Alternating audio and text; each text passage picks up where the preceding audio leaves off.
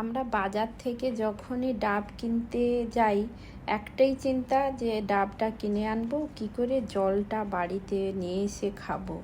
তো দুটো জিনিস হলেই আমাদের শুধু হয়ে যাবে, দুটো না একটা হলেই একদম, মানে এই যে পিলারটা দেখতে পাচ্ছ, এই পিলারটা হলে দেখো আমি যেমন ধীরে ধীরে ঘুরিয়ে ঘুরিয়ে আস্তে আস্তে মুখটা ওপেন করছি, এইভাবে করে আর একটা বড় কন্টেনার রাখবে তাতে, কারণ ডাবের মধ্যে কতটা জল থাকে আমরা জানি না।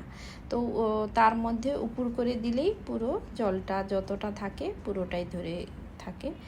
তারপর আমরা যে যার মতো ডাবের জল, সবাই ঘরে যতজন আছে বা দু একজন যে খেতে চায় সে খেতেই পারবে।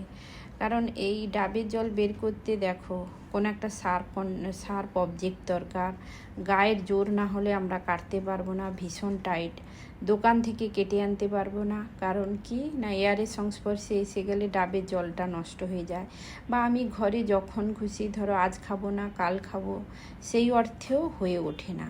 তো জল খাওয়া হয়ে যাওয়ার পরে ডাবটাকে কি করব, আমরা জোর করে আছাড় দিয়ে দিলে, আছাড় মেরে দিলাম তো ফেটে যাবে।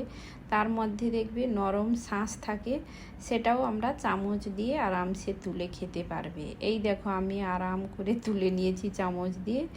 ওটা খেতে সবাই মোটামুটি ভালোবাসে, খুবই ভালো লাগে। সো ইজি প্রসিডিওর, এই ট্রিক্সটা খুবই ভালো।